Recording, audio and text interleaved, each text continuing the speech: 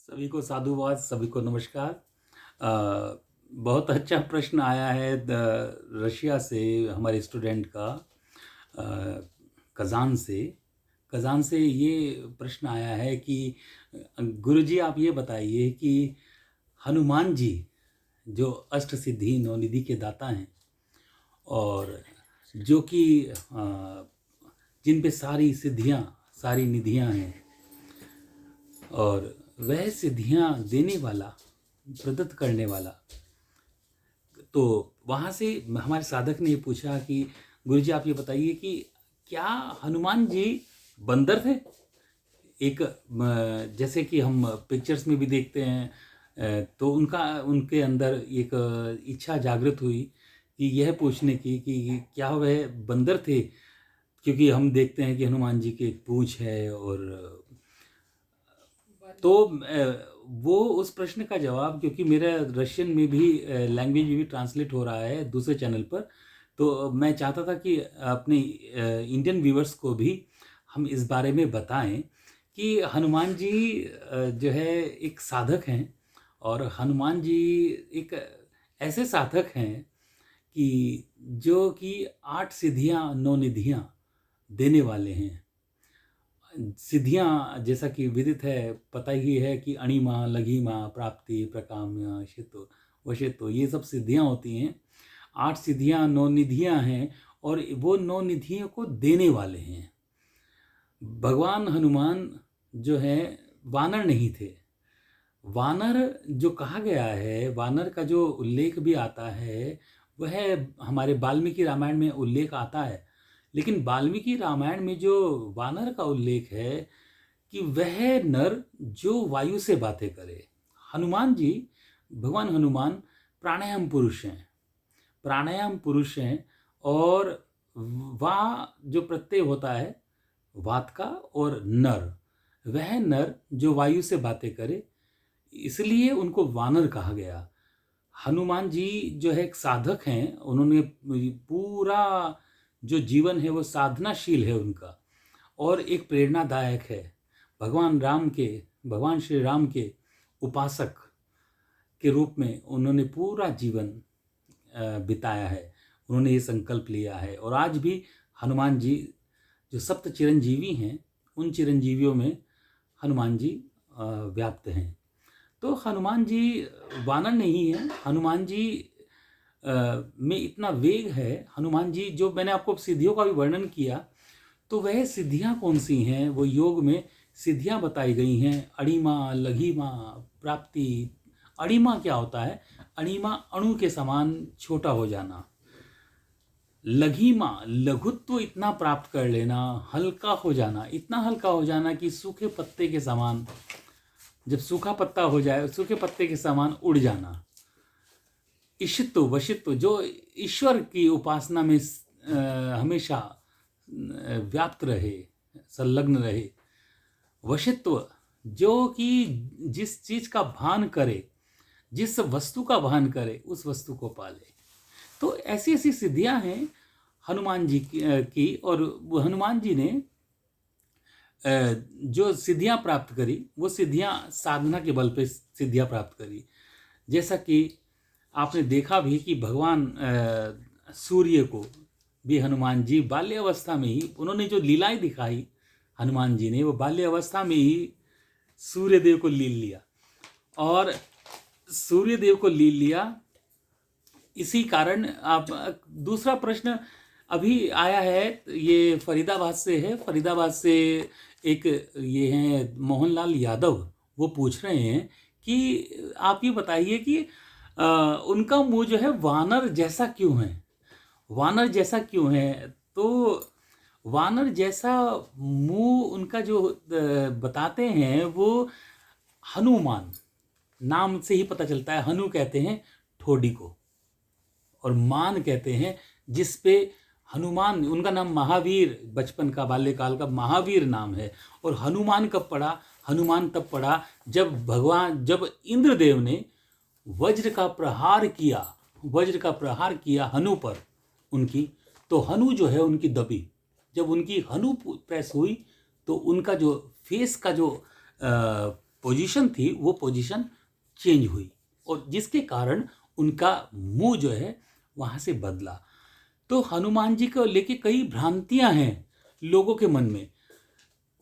हनुमान जी जो हैं एक साधक हैं, साधनाशील व्यक्ति हैं, साधनाशील देव हैं, और उन्होंने पूरा जीवन जो बिताया भगवान राम की साधना में बिताया। और जैसा कि कहा भी गया है हनुमान चालीसा में कि शंकर सुमन केसरी नंदन तेज प्रताप महाजगवंदन। शंकर, सुमन और केसरी के नंदन, भगवान शिव का स्वरूप, भगवान शिव का अंश लिए हुए, रुद्रदेव का अंश लिए हुए भगवान हनुमान व्याप्त हैं। सुमन के पुत्र हैं, वायु के पुत्र हैं, क्योंकि वह एक प्राणायाम पुरुष हैं। केसरी नंदन, और केसरी नंदन केसरी के पुत्र हैं, तो इसलिए शंकर सुमन केसरी नंदन तेज प्रताप महाजगवंदन। विद्यावान गुणी अति चातुर राम काज करिबे को आतुर।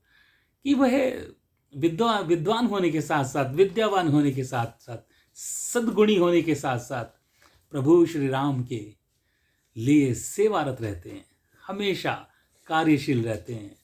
ऐसे पवन पुत्र, ऐसे आंजनेय को मेरा कोटि कोटि प्रणाम, कोटि कोटि नमन। और दूसरी बात एक और आई है कि अब मेरे से प्रश्न किया है, दिल्ली के हैं ललित अरोड़ा। ललित अरोड़ा मेरे से ये प्रश्न कह रहे हैं कि आप गुरुदेव ये बताइए कि जो हनुमान जी हैं, हनुमान जी के पूंछ है, बताई जाती है कि हनुमान जी के एक पूंछ है। तो हनुमान जी के वे पूंछ जो है वह, क्योंकि हमने ये देखा, जितना भी हम लोग पढ़ते हैं मुहावरों पर, लोकोक्तियों पर, रामायण को जो पढ़ते हैं, रामायण को हम केवल पढ़ते हैं, उसे जानते नहीं, उसे गढ़ते नहीं। तो हमें गढ़ना भी चाहिए, उसे समझना चाहिए। रामायण जितनी भी लिखी गई, रामायण पूरी मुहावरों पर और लोकोक्तियों पर लिखी गई। तो हनुमान जी की जो पूंछ है, हनुमान जी की पूंछ कैसे हुई? हनुमान जी ने, कहते हैं, लंका में आग लगाई। हनुमान जी ने जब लंका में आग लगाई तो हम लोगों ने, क्योंकि जो प्रमाण है ना, प्रमाण के जो उल्लेख है वो 3 प्रकार का होता है। प्रत्यक्षानुमानागमानि प्रमाणानि। प्रत्यक्ष और आगम और अनुमान, यह 3 प्रकार के प्रमाण हैं। तो हम जो अनुमान लगाते हैं, हम अनुमान से हमने लगाया कि महावीर ने, भगवान हनुमान ने लंका में आग लगाई। लंका में आग लगाई तो आग कैसे लगाई होगी? हमने देखा, हमने सुना कि हनुमान जी तो वानर थे। अब वानर हैं, पूंछ तो उनके होगी ही, पूंछ होगी तो उससे लंका में आग भी लगाई। ये जो सारी चीज़ें हैं वो लोकोक्ति और मुहावरों पर हैं, और पूंछ भी हमने उनको एक लगा दी। जितना भी हम रामायण को देखते हैं, हमारा बहुत बड़ा कहना चाहिए कि जैसे जैसे व्यक्ति विद्वान होता चला गया, वैसे वैसे हमारी भ्रांतियाँ दूर होती चली गई, और वह भ्रांतियाँ दूर होती चली गई, और वह ड्रामेटिकली जो हम रामायण को देखते हैं, रामायण का स्वरूप देखते हैं, तो वह स्वरूप जो है, हमने उसको ड्रामेटिकली मान लिया। हमने ये मान लिया कि लंका में हनुमान जी ने आग लगाई। हमने ये मान लिया कि शूर्पणखा के नाक कान काटे। शूर्पणखा जो रावण की जो बहन थी शूर्पणखा, वह Shurpanakha, she was the governor of that state, वो वहाँ की राज्यपाल थी, और उसका अपमान हो गया तो वह नाक कान कटना हो गया। कुंभकर्ण को हमने मान लिया 6 महीने खाता था, 6 महीने सोता था। तो 6 महीने खाता था का मतलब ये है कि वह पब्लिक कम्युनिकेशन में रहता था। 6 महीने सोता था का मतलब ये है कि कम्युनिकेशन कट ऑफ हो जाता था, because he was the scientist. वह वहाँ का एक वैज्ञानिक था, उस राज्य का, लंका राज्य का वैज्ञानिक था, और उस वैज्ञान तथ्यों को खोजता था लैब में जाके।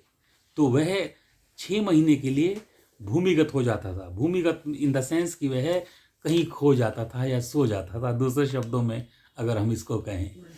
तो इसी प्रकार से ये जो चीज़ें हैं, ये तथ्य थोड़े से हमको समझने होंगे, हमको जानने होंगे।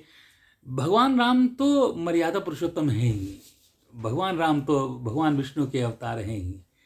और लेकिन हमको यह भी समझना होगा कि भगवान हनुमान, भगवान, क्योंकि हमारा जो पूरा रामायण है, रामायण जो है हमें शिक्षा और प्रेरणा का स्रोत है, और शिक्षा और प्रेरणा ही देता है।